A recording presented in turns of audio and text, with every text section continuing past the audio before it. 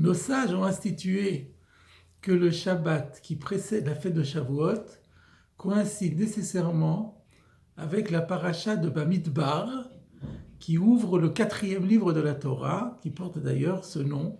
Bamidbar est le nom à la fois de la paracha et le nom du livre que nous entamons ce Shabbat. Le fait que les Chachamim ont tenu à cette coïncidence suggère que la paracha de Bamidbar contient des éléments, des enseignements qui favorisent la préparation à la célébration de la fête de Shavuot. Et on peut se demander, mais quel lien y a-t-il donc entre cette paracha et le don de la Torah ?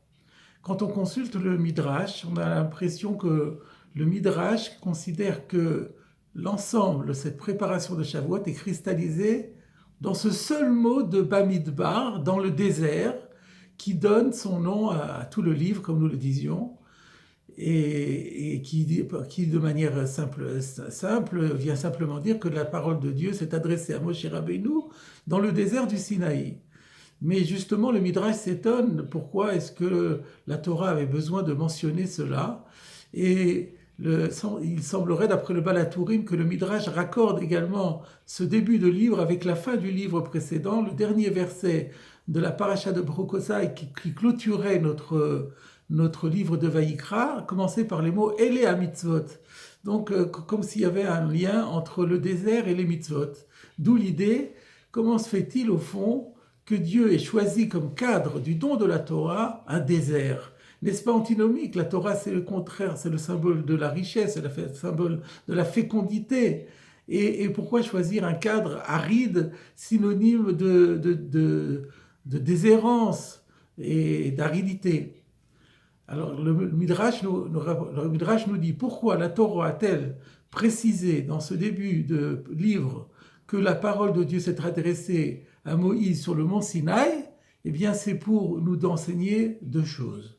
La première, c'est que de la même façon que le désert est un territoire qui est accessible à tout être venu au monde, il en va de même pour la Torah. La Torah est accessible à tous. Et deuxième enseignement, c'est que seul celui qui est prêt et capable de mettre son équation personnelle entre parenthèses, d'en faire une sorte de bien en déshérence, comme l'est le désert, seule cette personne-là sera en capacité d'acquérir la sagesse et d'acquérir la Torah. Le Sfat Emet, le grand maître le rabbi de Gour, que nous avons souvent cité ici, soulève une question qui nous interpelle. C'est que ces deux réponses semblent se contredire totalement. Comment peut-on dire que la Torah est accessible à tous et rajouter dans le même mouvement que pour acquérir la Torah, il est indispensable de sacrifier toute son équation personnelle ? Existe-t-il un prix plus élevé que le renoncement à tous ses intérêts privés sur l'autel de la Torah ? Comment peut-on dire alors que la Torah est gratuite, accès libre et accès gratuit comme le désert ? Et le Sfat Emet nous répond, on parle de deux choses différentes. L'accès à la Torah est une chose, et celui-ci est libre et gratuit comme il a été dit. Acquérir la Torah, dont il est question dans le deuxième enseignement, c'est-à-dire s'approprier la Torah, c'est quelque chose de tout à fait différent, et cela demande effectivement un prix très élevé. Qu'est-ce que ça signifie, s'approprier la Torah ? Ça veut dire en quelque sorte fusionner avec la Torah, faire être soi-même une sorte de lieu d'habitation pour la Torah, faire en sorte que la Torah fasse partie de nous-mêmes. Dans la bénédiction sur l'étude de la Torah, nous disons « Va'arevna Hashem Elokeinu et divrei Toratecha befinu » que nous traduisons habituellement « Oh mon Dieu, fasse en sorte que les paroles de Torah soient savoureuses dans notre bouche ». Mais dans une explication chassidique, on peut aussi traduire « Ha'arev » d'après le radical « arev » qui veut dire « mélanger ». Nous demandons à Dieu de faire en sorte que la Torah constitue avec notre être un mélange intime, que ce soit en quelque sorte que la Torah soit absorbée dans notre sang, fasse partie de nous-mêmes. Cela, c'est une dimension extraordinaire, exceptionnelle, et celle-ci ne peut se faire au prix du sacrifice de tous ses intérêts privés, de mettre en déshérence son équation personnelle et d'être comparable au désert. Et de cette façon, on pourrait se poser la question, mais alors dans ce cas-là, l'objectif c'est quoi? L'objectif c'est bien d'acquérir la Torah, et non pas simplement d'y avoir accès. Donc quel intérêt de nous dire que la Torah a un accès libre, puisque c'est pas ça qui nous motive? La réponse, la deuxième partie de réponse du Sfat Emet est qu'on ne peut pas passer à l'un sans l'autre. La deuxième étape n'est possible qu'au prix de la première. Tout commence par une plongée dans l'univers de la Torah, dans l'étude de la Torah, dans la pratique des mitzvot. Et comme nous le disions, cette plongée est totalement libre à qui veut l'entreprendre, sans aucun obstacle, sans aucun ticket à payer au départ.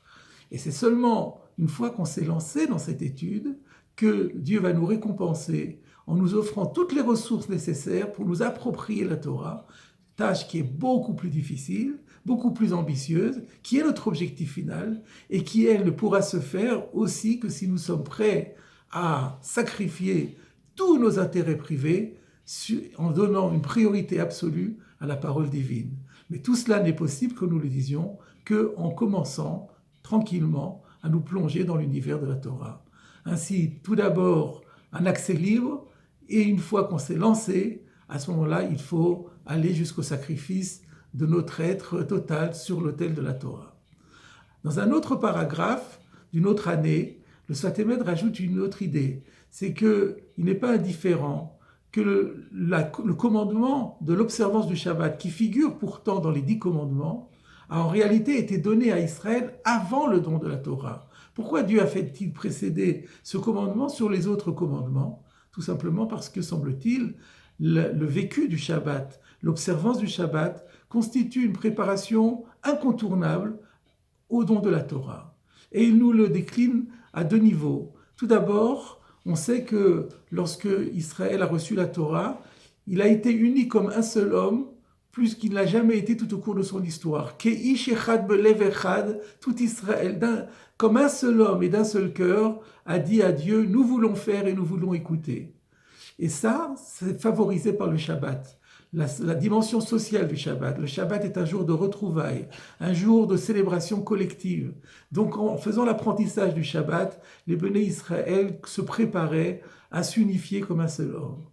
La deuxième dimension, c'est que le Shabbat, nous renonçons à travailler aux 39 travaux.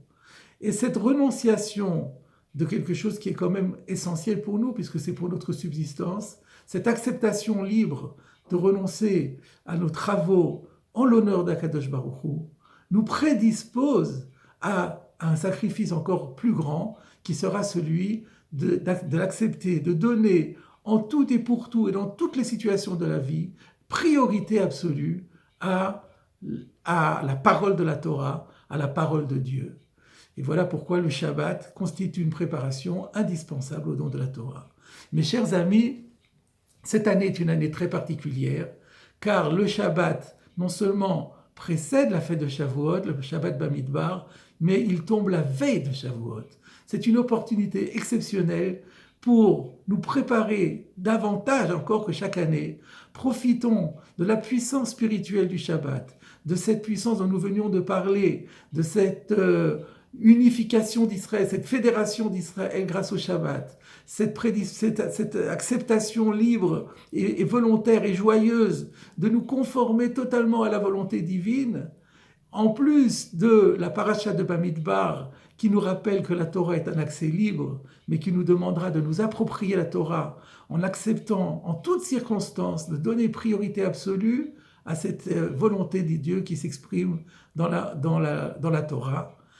Et nous pouvons espérer que cette année, plus qu'une autre année, nous accueillerons cet anniversaire du don de la Torah mieux que jamais, et que nous arrivions ainsi à faire honneur à la Torah et à célébrer une fête de Shavuot inoubliable. Shabbat Shalom et Chag Sameach.